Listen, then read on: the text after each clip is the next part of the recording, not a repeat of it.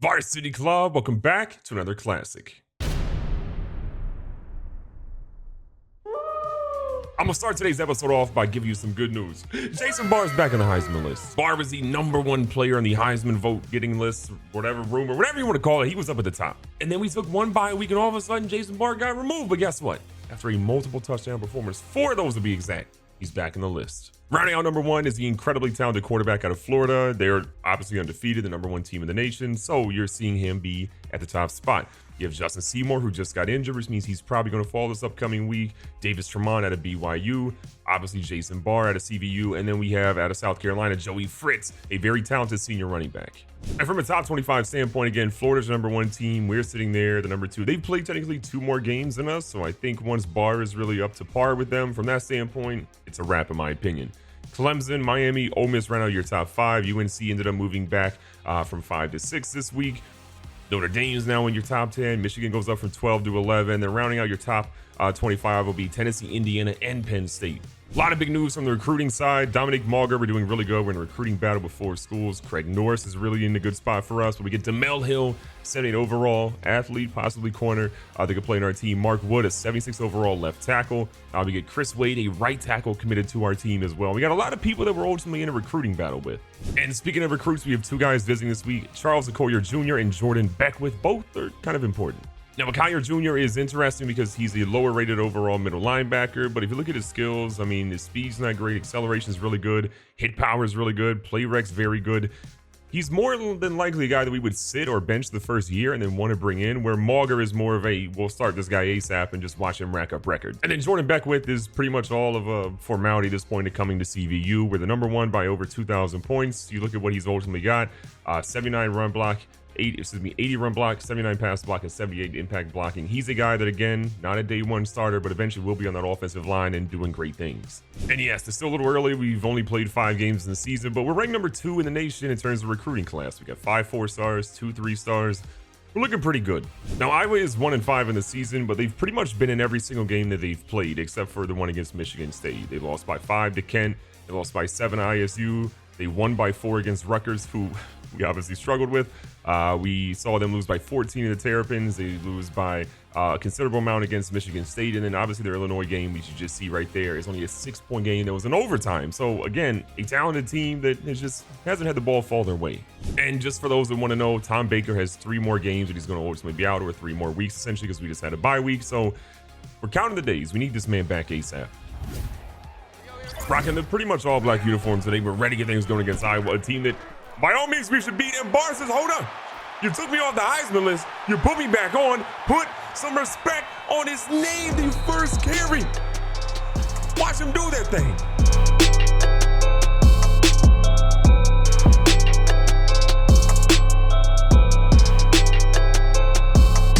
Now, some of you may notice that we're rocking some gloves today that are a little different. We're rocking actually University of Pitt's gloves because we have a technical malfunction with our gloves, and well, we had to actually hit them up as a favor to say, help us, okay? Our gloves aren't working. But ultimately, Nike is working on making us a custom pair of gloves that'll look significantly better than what we're obviously rocking right now. And once they're done with those, everything will be fine. But right now, we're just worried about beating Iowa because I'm nervous.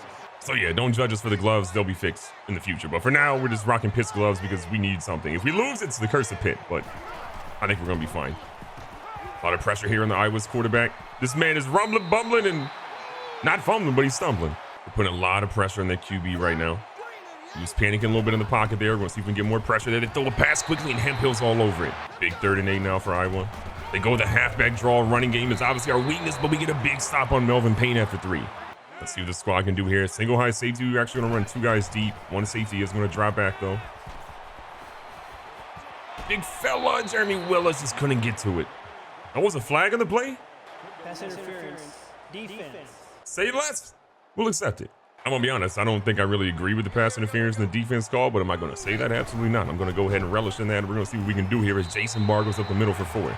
Obviously, Barr had a little bit of a lull there. We just couldn't really get the blocking. We kind of had that bye week to let the offensive line reset and to let Barr get a little bit healthy because he was banged up a little bit. And look what happened. That first play, the man goes to the house.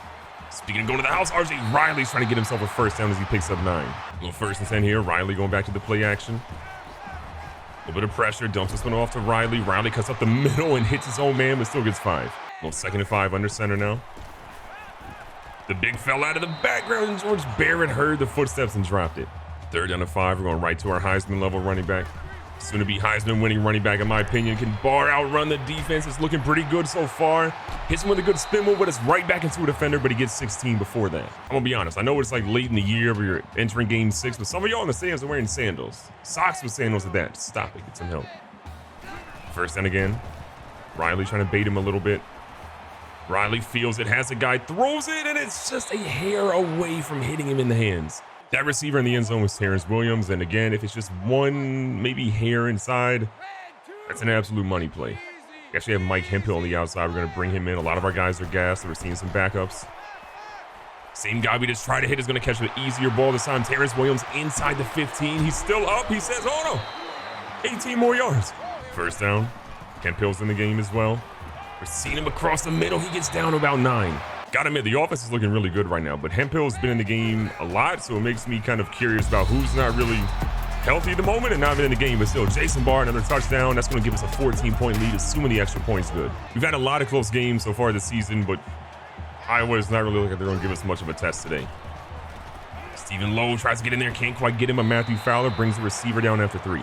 Even though we've had a lot of pressure on him, the QB has not thrown a single incompletion. They got the running back in this time. We got a couple of guys here. Josh Cole trying to fill a gap, and look at Doug Hall stick him up after 2. The defense really feels recharged after what they had the previous couple weeks, man. It was tough, to say the least. Anderson back there all the time in the world, throws an absolute dot, and Fowler is there, gets his fingertips on it, deflects it away, and we got the ball coming our way. I'm not going to front. This uniform malfunction with having Pitt's gloves is kind of playing out pretty well for us right now. Maybe we'll use these going forward. 1st and 10 again. Riley back. Finds RJ Riley. Riley's going to get hit hard, but he's down at the 45. Going right back to the run game here. Barr's been really good so far today. Doesn't really have much of a lane there. No blocking on the edge, but he gets 2. 2nd and 8 again after not much run on that last one. Barr with a nasty spin move. He's been unleashing that a lot more recently, and good Lord, was that disgusting. Hey, look, if it's working like that, we're going right back to Jason Barr here.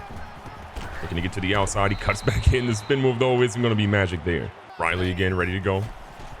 Leaning on the play action. He's got a guy open. This is going to be big fella Willis, and Willis is going to fight forward for 14. This has been a really interesting first quarter. Like, I'm surprised at how well we've played, but the team is clicking on all the cylinders at the moment. Riley this time is going to grab another one. 17 big yards. He's having a great first quarter. And honestly, we've been so dominant on offense because Iowa hasn't really done anything on their side on offense. So our defense is just having an easy day. Our offense is out here dominating, and look at Barr having on pace what is about to be a career day. Nearly 100 yards rushing in the first quarter. The man's back. He doesn't get enough credit, man, but Robert Roth, what an incredible block on the edge. This man is the Hines Ward of our team.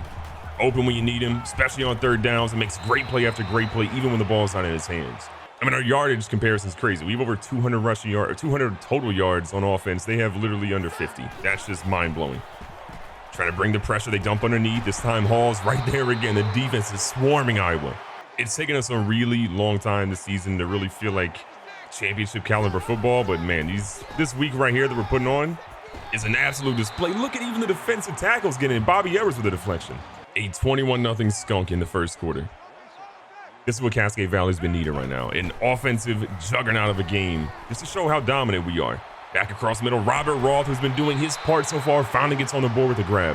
Barr had nearly 30 carries in the previous game. He's back out here trying to go run heavy again, gets to the edge, and look at the young fella. Ankle tackle, but he had more yards in front of him. So far, Iowa has not had an answer for the run game, and that's a major reason why we're dominating the way that we are at the moment. 1st and again, Riley in the center, puts Robert Roth in motion to the right. He's back. He's looking. He's got Roth wide open. You know what? Diversify, invest, whatever you got to do. Get up there with some Robert Roth. That dude's going to catch it. 1st and goal. You know what time it is. Right to Barr, who finds a gap up the middle, and Barr is in the end zone again. How many touchdowns? The answer is not enough. The school record for rushing touchdowns might be coming down today. The way the Barr is running, it might be his by the end of this afternoon. They go with the halfback screen. We got a lot of guys over there trying to get there at least, and we're finally going to bring him down, but I believe there's going to be a late hit. We dove over the quarterback. We hit him a little low. Yeah. That's on us. We got to make smarter decisions ultimately. A lot of time left in this first half, and I mean, we're going to have some backups playing today. I can tell you that much. We're going to try to get some guys some records where the backups are getting some PT. Bringing a blitz here. Cole gets in, hits a shot on the quarterback. We absolutely get destroyed by Payne, and he picks up 8. No real linebackers here. We'll rely on the defensive line to get a little bit of pressure. They quite can't get there, but Dwayne Cole's going to bring him down. 2nd and 4. Iowa finally has a little bit of momentum here. It's like a halfback screen coming. Cole and, Ray Walton were ready for that easily. Ray Walton really stepping up. The senior is just playing phenomenal. Love to see how he's acting out there. Stephen Lowe trying to right his wrongs. Obviously had that little bit of a mishap earlier with the late hit, but we're going to see Walton come in and get the hit after 2. It's going to be probably a field goal for Iowa. I mean, really, Iowa's just trying to make sure they don't get skunked this game and have something up there. I mean, they've had a donut on the board so far. This one is up. It's got distance, and that one is good. They cut the lead to 25. I know, not ideal. Big drive coming up, 5 minutes left. They scored, but we're trying to make sure that they don't score again. RJ Riley again, having a fantastic afternoon. Already 4 grabs, I believe, on the day. Barr looking to pick up on the already impressive game he's had. His first half is better than what he's had in full games recently, and Barr just needs 1 block. If 67 puts a hat on that guy, he might be going again. Barr has 150 on the ground with 4 rushing touchdowns. I mean, this is on par to be one of his best games ever. He's in a QB this time. We're trying to get out to the edge. He's got a couple of blocks here. He's looking for it. Barr comes out of the Wildcat. He's going to try to get in the end zone. The first Wildcat touchdown in Cascade Valley history just happened now.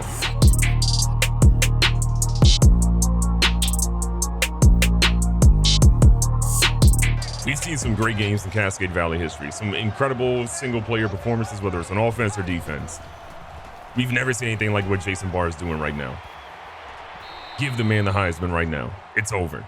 Like, I know Iowa's not great this season, right? 1-5 in the year. Yeah, things are happening to them that aren't exactly ideal. But they have been pretty much in every single game except for 2 of those. And here we are with Jason Barr dominating as Ray Walton drops an easy pick. All 5 touchdowns we've had in the first half have been by Jason Barr. And there's a second half to play. We're going to make sure he breaks some records today because the way he's going, ain't nobody going to catch him. Hall's a little far off. We're going to try to bring him over to close that gap some. They go with a QB draw, and that's not the move against this defense. We were having an all-time incredible rushing performance. We're having an all-time incredible defensive performance. This is just what the home crowd deserved. Yeah, a little bit of a slow start, a little bit of a rugged start at times, but we're picking things up right where we want them to be. Barr is on pace to have 200 rushing yards in the first half. I mean, come on now. Like, you're kidding me. Riley says, I want some rushing yards too, when he goes out of bounds after 4. 3rd and short, first half's winding down, a little over 3 minutes left, a little under 3 minutes left. Barr's going to find a gap again. Not his most impressive run today, but it does keep the chains moving. Picking up with the read option again. Points on the board would absolutely be incredible, but it's not necessarily vital right now with how this team's playing. We're good where we are. I fully believe that we couldn't score another point the entire game and we'd be okay. That's just how good this team is playing right now. Barr's going to juke some more people out of his shoes at officially over 200 yards in the first half. 2:20 left. Stewart's in the game now, probably because Barr is absolutely gassed and Stewart doesn't quite have any good luck on that play. Center Robert Roth deep under center now is Riley.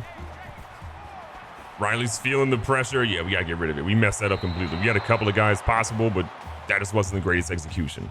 Big opportunity on 3rd and 10. Can we make the plays happen that we want? The answer to that is no. We're punting for, I believe, the first time today. Not exactly ideal.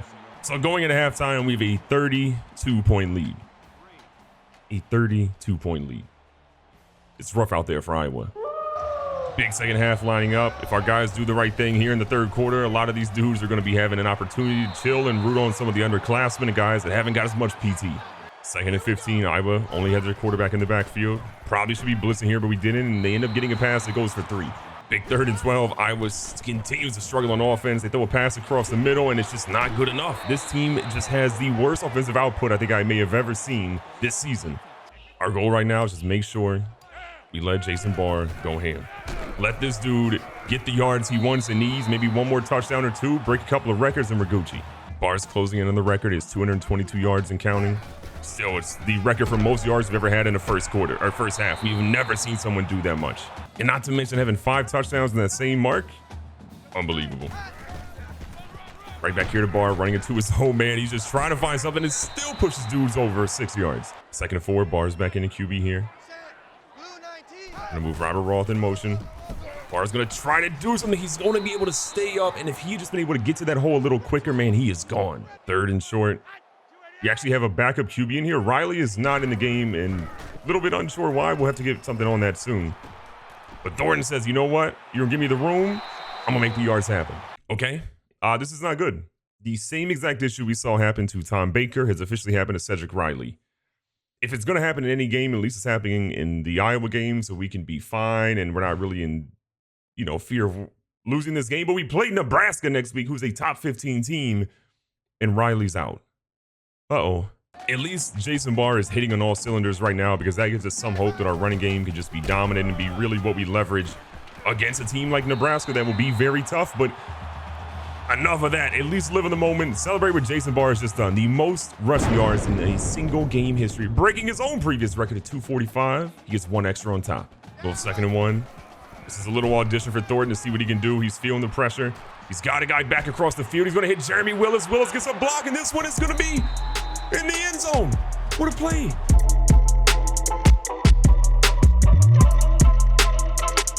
I mean, that might be one of my favorite plays we've had this season. Thornton had unbelievable pressure, kind of sat on that ball a little too long, and then looks at the field before going across the line, finds a dude open. Roth throws another incredible block, and we got a touchdown because of it. I know some people will poo-poo on Robert Roth and his production this season. We haven't got him as involved as we should. I know, but when a dude is doing what he does every single game, it is just so incredible and remarkable. You got to give that dude his flowers. Iowa is 0 for 7 on 3rd down conversions. This might be the worst 3rd down conversion team I've ever seen. I mean, our defense is coming to play, but the fact that Iowa has not been able to get a single 3rd down conversion is incredible. But look at their quarterback extending the play, stows one, and he's going to find Gibson. I'm floored. I mean, plays like that are mind-boggling. I don't know how this dude stayed alive as long as he did. We had 4 defenders in his face, but he still made something happen. Little dump off here again, little 4-yard pass. But again, Iowa just won't take shots down the field. And when they do take a shot down the field, it's 15 seconds later when the quarterback's been running around for his life in the backfield. Look, I don't put any of this really on our corners, our safeties, or defensive backs at all. It's not really on them. It's the fact that our defensive line just can't get the pressure and get the sack when they need to. Iowa's finally trying to get in the end zone here. It's been a tough game for them. They've been pretty much relegated to just having field goals so far, and we get a stop for a loss of 3. Playing the pass the entire way. A little over 2 minutes left in the 3rd quarter. It's pretty much time for the backups to be out there nonstop. And look at Mike Hemphill. All he does is make plays. Big-time players make big-time plays, and Mike Hemphill. Another interception, another touchdown. That's what the young fella does. When I look at our school history, you've got guys like Teddy Edmonds, Jordan Damon, so many very, very good corners. You throw Garner Conley in there as well. But I think when it's all said and done, I don't think anyone will have been as good at Cascade Valley as Mike Hemphill. The dude's a walking legend. For me, it's the timeliness of the interceptions. It's the plays he's made in the backfield. It's the tackles he's gotten. It's the interceptions, the way he gets touchdowns off those. Like, I genuinely don't think we'll ever see another guy like Mike Hemphill for a very long time, or that effective. I mean, think of what he did as a true freshman. Look at what he's doing as a true sophomore. Like, he's Jordan Damon, but honestly better, and that's scary. Not for us, but for defenses, or opposing offenses, I guess. And what a dot there by Anderson. Sack in the box a little bit here. Lowe's going to try to get a blitz. He was immediately in the backfield, and somehow Melvin Payne still finds a way to get to the line of scrimmage. Melvin Payne has run 5 times for 10 yards. I don't really know what Iowa's game plan was, but having their starting running back run that little as Hemphill lays out Anderson, that was not a good game plan. They punted the football to the inside the 1. That's scary. Jason Barr is going to try to take it a little bit, cuts up. He's going to pick up, it looks to be about 8 or 9 yards. 2nd is short again, still inside, deep in our own territory. Thornton's going to hold on to this one. Thornton's going to pick up some big yards here. He's going to find himself for 9. Start of the 4th quarter. Still got Barr in for right now. We got Thornton out here running for his life, and good Lord, that was almost terrible. I know we still have Barr in the game, but really the one thing we want to do is allow that man to get another touchdown or 2. We want him to get close to the record. I believe our rushing touchdown record is 6, and I would honestly love to see him get to 7, but it's going to be tough. And there's an argument to be made that, yeah, Sean Stewart deserves to come in a little bit and get some opportunities as well, but real talk, he's been a touchdown vulture, so he's had plenty of opportunities. Barr back out here in the passing game. Jukes himself out of bounds, but whatever. He got the first. First down again, Thornton. He's looked pretty good so far. Thornton's going to turn up a little bit. He's got plenty of room here. Thornton is showing the legs, and look at this dude get down the field. The shoestring tackle comes later, but what a run. We're in a really good situation where we have a backup quarterback as good as Cedric Thornton. This man is gassed and belief, so we got to make sure he doesn't run the ball for a little bit because we don't want him getting hurt because we're going to need him for the next couple of weeks. We have literally nobody else in the depth chart that can play quarterback officially. Stewart's coming in now. Giving Barr a little bit of a break. Barr's been super important today, and Stewart's going to run for 12. Keeping things moving. Thornton is still out of gas. I mean, I don't believe him. I mean, I don't blame him. Oh, my God, what a run by Barr. It might be the best one. He has tied the school record for 6 rushing touchdowns in a game. We need to make a statue of Jason Barr ASAP. This is his best game ever. This is the best game we've ever seen by any player in Cascade Valley history. Even better than some of those games that John McConnell had way back in the day. Fowler's gonna go up and get a pick, and all of a sudden we have the ball back. Jason Barr has an opportunity to go down for touchdown number 7 and break that record. And then all the subs are coming in. Likely Barr's last drive, so we're trying to make it a good one here. Barr trying to find some room. He goes forward for 8 more. Barr is about 12 yards or so away from 300. Would be the first player in school history to run for that many yards. Obviously breaking his own rushing records earlier. No one's been farther than him, and you love to see it. First down, Thornton, little play action. He's got a guy. It's going to be Stewart. Stewart's going to cut this one back a little bit. Stewart, though, is going to do the good thing and gets down because he knows there's an opportunity for Barr to get in the end zone, and he wants to make sure that his starter can do that. That might be the most selfless play in school history. You love to see what Sean Stewart did for his OG and Jason Barr. Barr goes to the middle, ladies and gentlemen. There it is. Touchdown number 7. The man's in a league of his own. The most rushing touchdowns in a single game in Cascade Valley history. The legend himself, Jason Barr, does it again. Our backups are in. They're ready to get things going. We're going to see what they can ultimately do here against Iowa's starters. And Anderson finally goes deep for a 20-yard play. We got a lot of young players in here that get an opportunity to shine. 5 good minutes of playing time on both sides of the ball. This is an absolute W for Cascade right now. Love to see it. Look at Hunter go in and get involved. We're sending Sampson in here in the blitz. Gets picked up immediately, but he's able to shed that block. This one goes up, and how did Goff catch that? Are you kidding me? Might be catch of the year. Iowa is desperately trying to get some points aboard. I mean, they are down 60 points. This game is absolutely over, but to be held to 3 points and watch your opponent score this many, and you're not an FCS team, that doesn't really feel very good. Trying to keep the pressure. Oliver's going to try to get a little bit from that front. He bull rushes, but look at this. Anderson against our backups is doing his job. I still know we have a lot of playmakers over here on defense. I mean, we even have Austin Houston, who I think is playing one of our top corner spots, who... that is a fall from grace. I really thought he was going to be the best corner that we've ever had, but he just could not get the job done. Didn't really work enough in the offseason, and because of that, he is where he is. I was feeling pretty good. It's a moral victory for them to finally have an opportunity to be in the end zone. Trying to get our guys out here at the edge. PJ Bean comes up, and the big fella gets a big tackle for a loss of 3. 2nd and 13, Anderson trying to make a play. He knows the school just needs something right now. It's been a rough opportunity, a rough afternoon for them time and time again. Watch the running back out of the backfield. He throws outside, and that one's thrown away. 1 for 9 on 3rd down conversions. I'm blown away. Unbelievable. 3rd and 13. They're probably in 4-down territory because what does a field goal really do for them? Not much. He's trying to run away, and Rutledge gets to him. He got nowhere to hide. Kind of like we expected, 4-down territory. A field goal is literally just nothing for you. You're letting your kicker get an extra point. Doesn't really matter. They go. Wow. Okay. That's Austin Houston not making the tackle. I'm not surprised. Now, in a really weird moment, they went for an onside kick when they're getting absolutely blown out of the water. Honestly surprised by that. Oh, Terrence Williams has a step. Thornton throws one. He's got him. He's got a cannon, and he's going to hit Williams. Make that 69, soon to be 70. We're on Heisman difficulty. All of the sliders are the exact same. I mean, I'll literally show you guys. Just because I had to check it earlier in the video because I was thinking something was going crazy with me here. Look at this. Heisman difficulty across the board. We go to the, what's this, custom AI. I literally have everything set at 50 except for we have our run blocking at 55 and then we have our tackling at 60. Good Lord, you've seen our tackling. This is what we've had the same settings literally all season long. The CPU, 70 accuracy, 55. I mean, look at this. That's what the numbers are across the board. And I was out here getting torched. Little pass underneath, and again, I don't understand how this game is like it is. Iowa has put in their backup quarterback, though. They have Lee Robertson there at QB. I mean, I don't think Anderson really played a terrible game. It's just we were getting pressure on him pretty much all game long. But he also did a very good job of just not really taking a sack. And sometimes it was unavoidable because we had a lot of pressure on him. But, I mean, that dude stayed alive in the pocket and made so many plays that really he's got some issues with his team. And it's not with his offensive line. It's probably with some other guys out there. Another pick from Matthew Fowler. I told you don't transfer, and look what happened. Now, because we have an offensive line guy coming in, we have to try to make sure that we get a certain amount of passing yards. We've obviously had the rushing yards locked up for a long period of time, but we need a little bit more passing yards if we're going to make sure we hit that threshold. This is also a great opportunity just to really see what Thornton can do as well, because he's been out here so far cooking. And Terrence Williams says, excuse me, I sat on the bench for a year and I'm done with that. This has been one of the most lopsided games, or probably the most lopsided game in school history. I'm at a loss for what has been going on. Iowa has been probably down the most bad they've ever been. 2nd and 4. Thornton feels immediate pressure and just had to scramble for his life and couldn't get anything done. Oh, they taunting him? They taunting him? I don't think I've ever quite seen a team taunt when they're down 60 points. That just feels somewhat awkward to me. Minor across the middle. The backup tight end's going to grab that one. That does give us a first down. You know what? They wanted a taunt. Let's call a timeout one time. 20 seconds left. Thornton taking his time. He's got some guys down the field. Probably should have got down. We're going to call one final timeout, and we got 12 seconds left. We're trying to get back in the end zone. Coach Mervin McMurvin's not happy. 2nd and 1.